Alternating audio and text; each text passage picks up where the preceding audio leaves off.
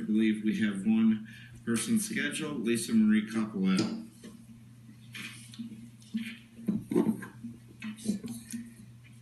Good evening, y'all. My name is Lisa Marie Capoletta. I live at 1322 Belvin. I'm here tonight to talk about the preferred scenario map in Vision San Marcos on the importance of sticking with the plan for land use. As you know, we've recently are coming to a close with the Code Rodeo. Many of us have participated for 2 years. You guys know I won that belt buckle for going to all those different planning meetings, the think tank meetings, covering that as a reporter. But if you reflect back, what came before that? The master plan. The last master plan was developed some 28, I was like 28, right? Like 20 years ago when we had the master plan. And it was a blueprint for how our city should grow and change. And what's important is the process of developing this comprehensive plan. It seemed like a marathon. In fact, for the first time, we had different elements of our community sitting down together, talking, communicating at the table, hashing out common interests and trying to find some sort of resolution of differences. There are a couple of key things I would like for y'all to consider in future decisions. The first key element is that the city government is required to follow the preferred scenario map and the intensity matrix which guides the different types of growth in our city. The second thing is that it is key to have our areas of designated of stability, which growth should not be channeled. These areas are identified as white on the map, and they are established residential neighborhoods. Third key element is that the area of stability and intensity should not intermix. And fourthly, the most important concept of the Vision San Marcos comprehensive plan and the preferred scenario map is that the plan is adopted by ordinance. It is city law, which means it's not just an advisory statement or a feel-good statement, but it's something that all other work process flows should follow and filter through the master plan, unless there's a compelling reason to do so. In essence, the master plan and the preferred scenario map are a contract between the city, government, and its citizens.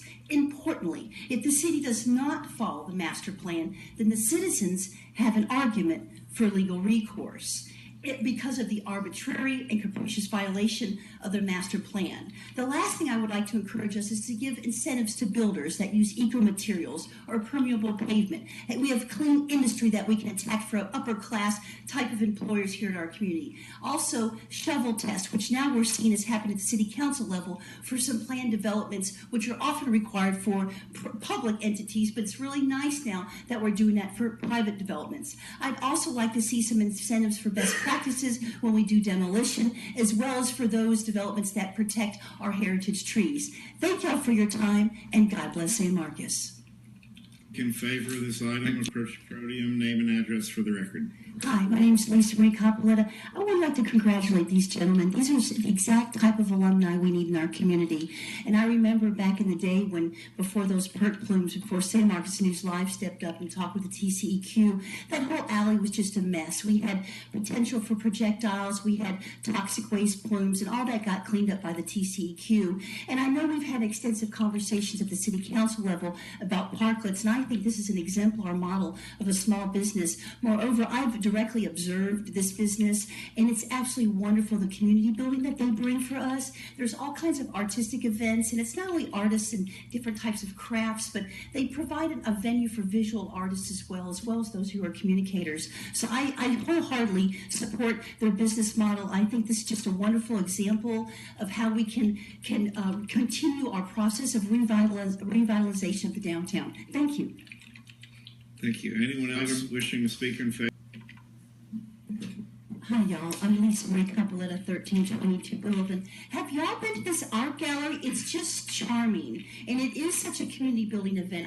This is wonderful because we have alum. You know, we have a nice, healthy host of musicians in this town, but what we really have been lacking is an art gallery for the visual artists as well. We have lots of spoken word poets and those who like to write, and this is just a wonderful opportunity for us to find that rupture of the art scene here in the community. As a former arts commissioner who worked on the master plan subcommittee. I wholeheartedly support this. I would love to sip a glass of Merlot and look at some of that art.